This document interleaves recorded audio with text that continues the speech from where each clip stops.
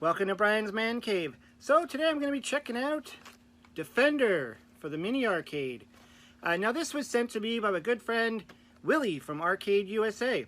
It was one of his care packages. He likes to send these care packages every once in a while to people. Usually he surprises you. It just shows up. But yeah, he's actually sent me something like this before. He sent me the Q*bert one, which is really cool. I love Q*bert. I love playing Q*bert. I'm just terrible at it. I think he said he's terrible at it too, but it's still a fun game to play.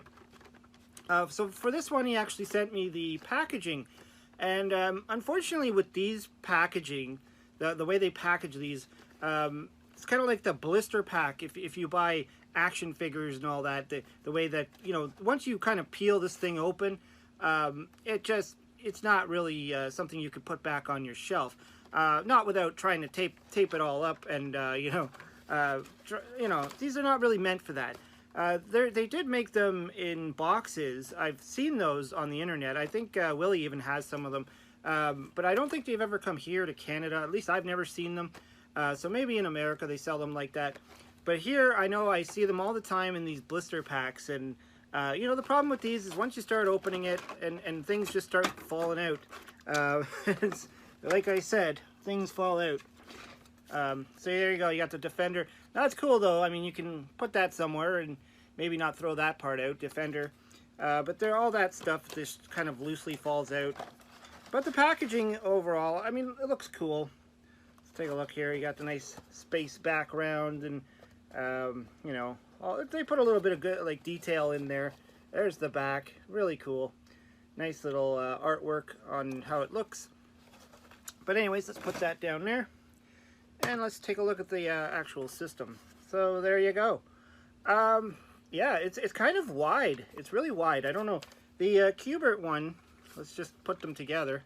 You see the Q*bert one's a little bit, you know, not as wide as this one, but still, you know, it's okay. It's got the nice little arcade look to it. Got the joystick here.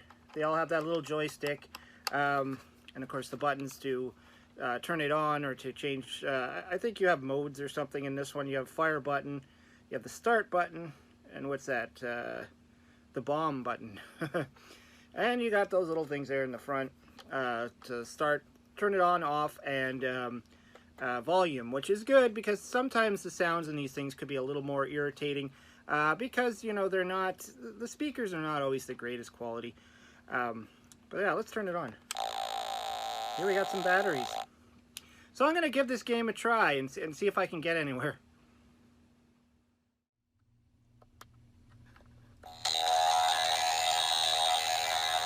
Alright, so let's get this game going. I'm assuming I just have to push.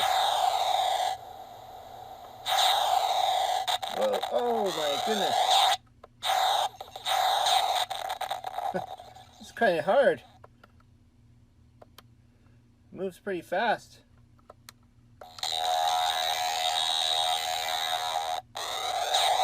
I have to say the sound effects are pretty impressive. It's a little tinny because it is coming out of these little speakers, but I mean this is pretty tricky to control this. I'm assuming I just have to push to the right and just hold it. Oh. I'm going to try and zoom in a little bit there, but I don't want that light to be flashing, so.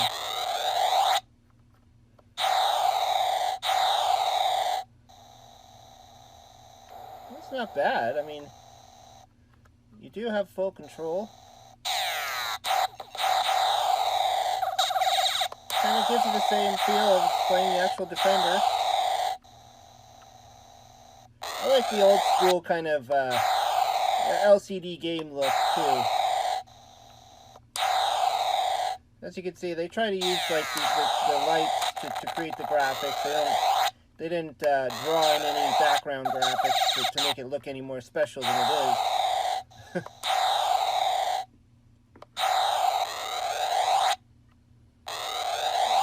I guess down below, that's kind of telling you that where everything is, just like in the original game. Am I dead? It almost sounds like a robot voice to me, like something speaking.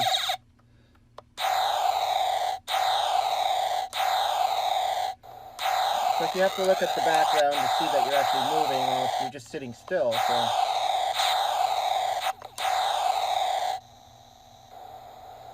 Let's see.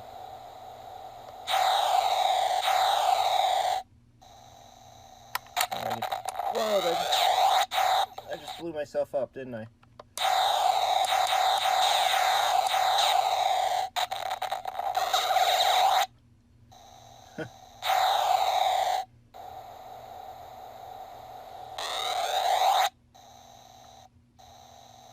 Whoa! That thing just came out of nowhere. So as you can see, I'm not that good at it. I really didn't know what I was doing. But, you know, it's still Defender. It's okay. I mean, for what it is, these things aren't really something that anybody's going to, like, carry around today and play them. Like, in the 80s, when we had these little handheld things, we loved them because they were all we had when it came to mobile gaming. There was no, you know, cell phone that we could whip out of our pocket and have a billion games on it. So having these things was kind of cool in the 80s, and you know, I would take things like this, not this one, but you know, similar ones on road trips, and even at school, bring them to school. The kids would be trading them and playing with them. We had a great time with these things, obviously until the Game Boy came along, and then a lot of other portable gaming. But still, I mean, it's still cool to see this. I like how it looks like an old classic arcade.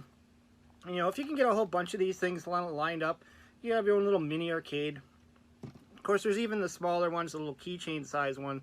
You could also go that small if you want. I mean, these are just playable. I mean, just barely playable. I don't think those keychain ones are really that playable anyways. So, yeah, thanks again, Willie, for sending this along. This is really cool. I'm going to find a spot for this one, too. You know, start lining some of these things up in my man cave somewhere. It's kind of a mess right now. Usually it is. Anyways, hope you liked the video. Throw some comments down below. Hope you subscribe. Talk to you later.